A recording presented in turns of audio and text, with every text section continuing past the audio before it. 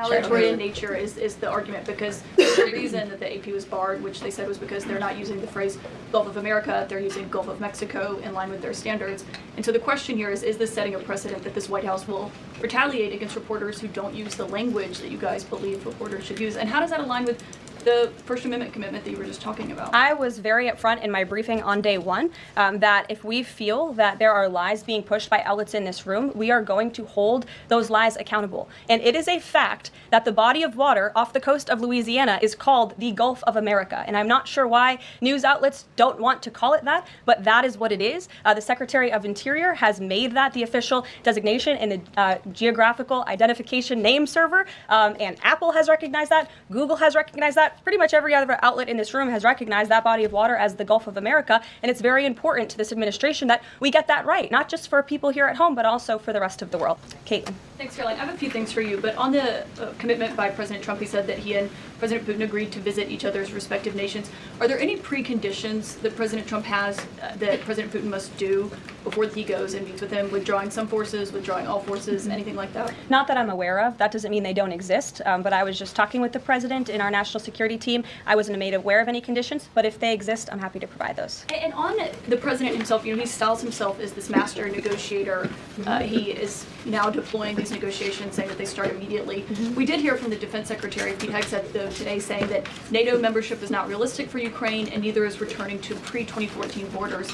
Aren't they giving away bargaining chips before these negotiations have even started? Again, I haven't talked to the president about Ukraine's NATO membership, and he appointed several individuals to negotiate on his behalf. He's directly involved in these negotiations as well, and I'm sure if you ask him that question in the near future, when you're able to, he'll give you an answer. I just don't want to get ahead of him on it. And final thing for you, which White House official made the decision to bar the AP reporter from the Oval Office and the diplomatic reception room last night? Well, first of all, let me just set the record straight. It is a privilege to cover this White House. It's a privilege to be the White House press secretary. And nobody has the right to go into the Oval Office and ask the President of the United States questions. That's an invitation that is given.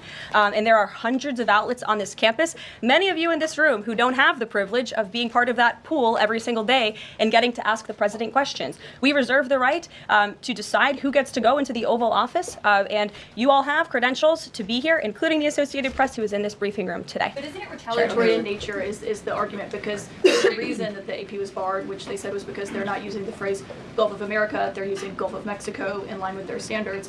And so the question here is this setting a precedent that this White House will retaliate against reporters who don't use the language that you guys believe reporters should use? And how does that align with the First Amendment commitment that you were just talking about? I was very upfront in my briefing on day one that if we feel that there are lies being pushed by outlets in this room, we are going to hold those lies accountable. And it is a fact that the body of water off the coast of Louisiana is called the Gulf of America. And I'm not sure why news outlets don't want to call it that, but that is what it is. The Secretary of Interior has made that the official designation in the geographical identification name server, and Apple has recognized that, Google has recognized that. Pretty much every other outlet in this room has recognized that body of water as the Gulf of America, and it's very important to this administration that we get that right, not just for people here at home, but also for the rest of the world. Sure. Thank you, Karoline. The prisoner exchange with Russia coming at the same time as the president is now announcing negotiations to end the war in Ukraine. The timing of that is hard to ignore. Was Ukraine discussed as part of this prisoner swap? I was not involved in those discussions, so I can't comment on whether that came up or not. What I can say is that this was a very good deal for the United States of America and for the rest of the world. As you know, we have confirmed that the Russian who will be returning home very soon, Alexander Vinnik, was a non-violent crypto criminal, and as part of this exchange, he has forfeited more than $100 million that he obtained in that illegal crime. And in exchange, of course, we got Mark Fogel, who is a middle school teacher who kissed the American soil, but kissed the ground last night when he returned to the United States of America. It was a great deal and a great day for our country, and I think everybody, regardless of political affiliation, agrees with that. And was Russia made aware ahead of time of the parameters that the administration and Secretary Hegseth was going going to be announcing today? The NATO perimeters? Yes. I'm not sure. You'd have to ask Secretary Hegseth in the Defense Department on that, since he announced them. Jackie. Thank you, Caroline.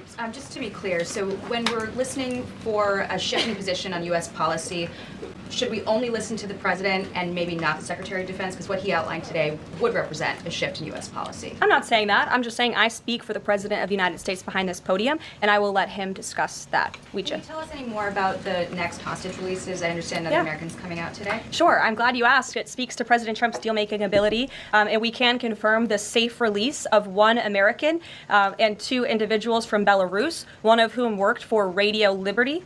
Out of respect for the privacy of these individuals, their request, we have no further details to announce on their identities, but we can confirm that one American was released today, and it's a remarkable victory on the heels of Mark Fogel returning to America last night. Anything on who the U.S. might be releasing in exchange? I don't have details on that at this moment. anyone in I don't have details on that at this moment. I do know that these three individuals have been released and are on their way home to their respective countries. Ouija. Caroline, thank you so much. Can you explain how President Trump envisions the war in Russia and Ukraine coming to an end? Does he expect Ukraine to hand over all the territory in question? Again, these negotiations are ongoing. I will allow the president to divulge any red lines that he may set, but I think as deals in the past have come to fruition, the president has proven one of the things that makes him a very effective negotiator is not revealing what he's anticipating from both sides, but he is at the forefront of these negotiations in addition to the very qualified individuals who he's tasked with speaking to both President Putin and President Zelensky. And speaking of deals, a meeting with the President of the United States offers any foreign leader credibility. Was it part of the prisoner swap with Fogel that President Trump agreed to meet with Putin? Again, I was already asked this question. I said I was not made aware of that, but we can certainly get you an answer on that. I'll check in with the NSC. Sure, Monica. Thanks, Caroline. It's clear that this administration is dedicated to both truth and transparency. We know that with Doge, but we also know that because this administration recently announced it's going to declassify the assassinations of Martin Luther King Jr., JFK, and RFK. I'm wondering, is it likely that we're going to see more information regarding the assassination attempts on the president's life while he was on the campaign trail?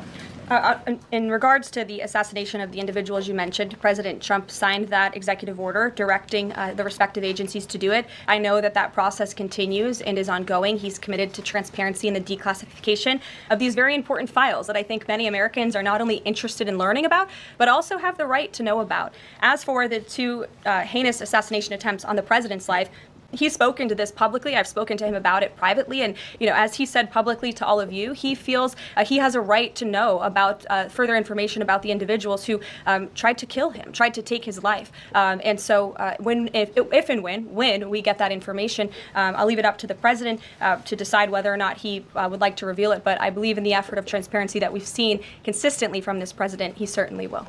Daniel. Thanks, Caroline. I wanted to ask you about the $59 million that FEMA sent to New York City migrant hotels. Secretary Kristi Noem just put out a statement saying that she's clawed back the full payment that FEMA activists unilaterally gave to NYC migrant hotels. She wrote, "Mark my words, there will not be a single penny spent that goes against the interest and safety of the American people." What does the response of the Trump administration send to any federal bureaucrats that are thinking about obstructing the president's agenda? They will be held accountable. The president is signing executive orders daily, and he expects all officials across the administration, regardless if they are a political appointee or if they are a career bureaucrat, to adhere to the will of the American people and the 77 million Americans who reelected President Trump. He is here for a reason, and he is focused every day on implementing his administration's goals and sending $59 million to a migrant hotel to house illegal immigrants when there are still people in North Carolina and California who have not received FEMA funding is not something that this administration is going to tolerate. Deanna. Thank you so much, Caroline. One on New York and one on Russia, please.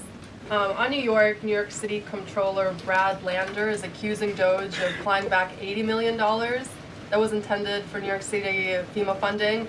Wondering if you've heard about that figure, if that figure is accurate, and why that money was taken back. I have not heard about that figure. Doge is moving very quickly, but I can get the receipts and gladly send them to you. I know that story is likely of great interest to the New York Post. And then one on John. Russia, please. Sure. Is President Trump waiting for a kind of signal or an action from Putin to go to Russia? And would he be willing to go to Ukraine in the future? I don't have any decisions to make on the president's potential visit to Russia or any in-person meeting at this time. John. Caroline. Two questions, one on foreign policy, one on domestic policy. Following up on the president's call that he had with President Putin, does the president view Russia, does he view President Putin as an ally, as a partner, as a competitor, or as an adversary? I believe this nation views Putin and Russia as a great competitor in the region, at times an adversary, but as the president has said as well, he enjoys having good diplomatic relationships with leaders around the world, finding that common ground, also calling them out when they are wrong, and leading from a position of peace through strength. That's the president's greatest strength, and we've seen that again, time and time again.